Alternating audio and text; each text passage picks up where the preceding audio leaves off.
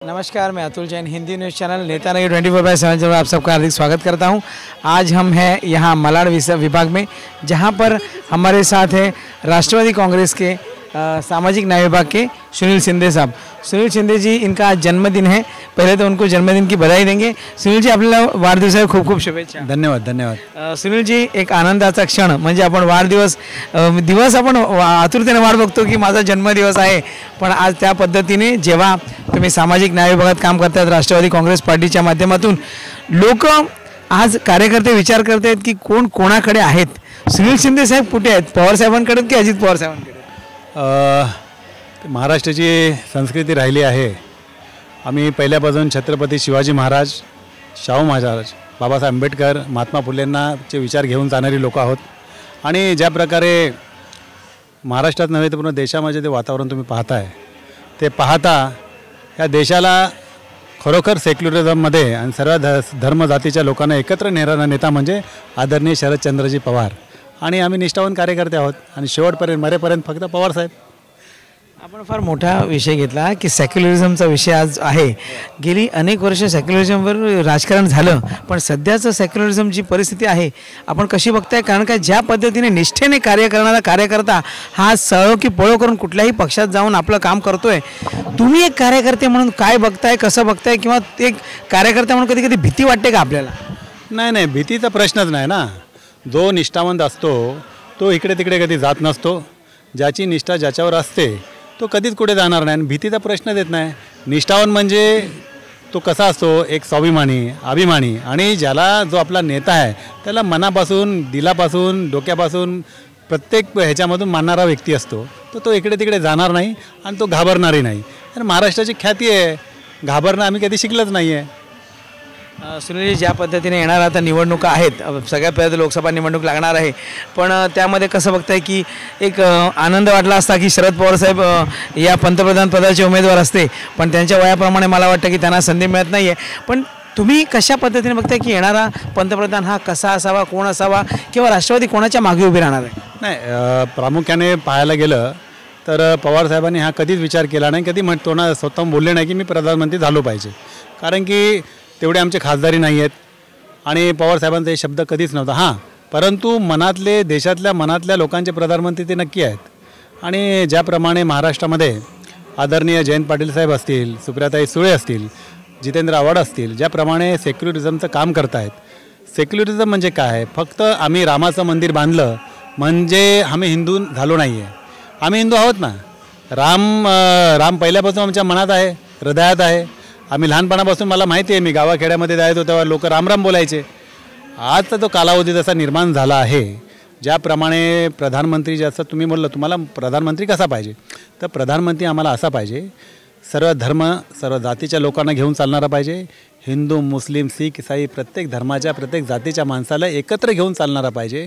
फक्त वोटिंगसाठी हिंदुत्व नको आहे। हिंदुत्वाने काय शिकवलं आहे? हिंदुत्वाने हे शिकवलं की सर्व धर्म माझे आहेत। ज्या कालावधीमध्ये छत्रपती शिवाजी महाराज मोगलांबद्दल लढत होते, विरोधात लढत असताना त्यावेळेस थोडी मोगल आमच्याबरोबर होते ना, आमच्याबरोबर शिवाजी महाराजांतर्फे लढलेत ना। पण हा इतिहासही सांगावा, ती सेक्युलरिझम असतं, त्या विचाराचा ह्या भारत देशाचा प्रधानमंत्री असावा। साहेब, आता ज्या पद्धतीने बघताय की राष्ट्रवादी काँग्रेस आज ज्या पद्धतीने शिवसेनेमध्ये 2 गट पडलेले आहेत, तसेच राष्ट्रवादी 2 गट पडलेले आहेत। येणाऱ्या काळामध्ये जेव्हा निवडणुका, आता सगळ्या निवडणुका लाईनीत आहेत, मला वाटतं लोकसभा, विधानसभा, महानगरपालिका सगळ्या पेंडिंग आहेत।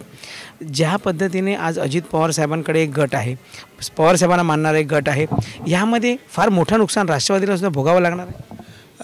आम्हाला वाटत नाही की आमचं काय नुकसान झालं आहे, आणि आम्हाला पूर्ण विश्वास आहे आणि पूर्ण खात्री आहे। ज्याप्रमाणे आजपर्यंत आदरणीय शरदचंद्र पवार साहेबांनी जे त्यांचे आयुष्यातले 50 वर्ष महाराष्ट्रासाठी, देशासाठी समाजकार्य घातलेले आहेत, आणि असा नेता आम्ही भाग्यवान आहोत। आम्हाला त्या गोष्टीचा अभिमान आहे की आमचे नेते आदरणीय शरदचंद्रजी पवार आहेत, आणि त्यांचे लढवय्ये सरसेनापती जसं तुम्ही बघताय की जयंत पाटील आणि सुप्रियाताई जसे लढतायत, जितेंद्र आव्हाड असे लढतायत।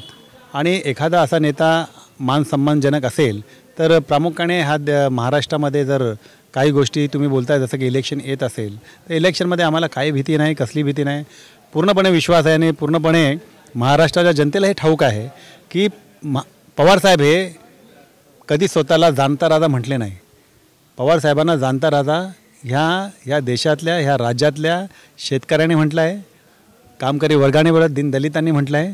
त्यांनी कधी स्वतःला जाणता राजा म्हटलं. ह्या महाराष्ट्राच्या जनतेने त्याला जाणता राजा हे नाव दिलं आहे. म्हणून अशा राजाच्या मागे आम्ही खंबीरपणे उभे आहोत. ज्याप्रमाणे जेव्हा पवारसाहेबांचं वादळ ह्या महाराष्ट्रात उठेल तेव्हा तुम्हाला कळेल आम्ही कुठे असू. आता आपण जसं बघत असाल की छगन भुजबळ साहेब असतील, प्रफुल्लभाई पटेल असेल, अगदी जवळचे पवारसाहेबांच्या कधी विचारही केला नसेल की ही लोकं अशा पद्धतीने सोडून जातील. प्रफुल्ल पटेल जी आता उद्या राज्यसभेची निवडणूक लढवत आहेत आणि जितेंद्र आव्हाडजींनी म्हटलं की तुम्ही सगळ्या ज्या भोगायचं होतं ते सुख भोगलं, पण पुन्हा आता त्या ठिकाणी जात आहे. काय म्हणाल या पद्धतीने, तुम्ही कशा पद्धतीने कार्य पुढे तुम्ही नेणार आहात कार्यकर्ता म्हणून? मनात काय वाटतं की मोठे मोठे कार्यकर्ते असेच सहजपणे निघून जातात? आमचा पक्ष शरद पवार, आमचं चिन्ह शरद पवार. कोणी कुठे गेलं काय केलं तरी आम्हाला त्याचं काही घेणं देणं नाही. आणि ठीक आहे, भुजबळ साहेब असतील, प्रफुल्ल पटेल असतील, अनेक नेतावर्ग मोठ्या प्रमाणात आहे. एवढा मोठा मी कार्यकर्ता नाही की त्यांच्याबद्दल काय बोलणे. परंतु ह्या महाराष्ट्रामध्ये निष्ठेला किंमत आहे, स्वाभिमानाला किंमत आहे.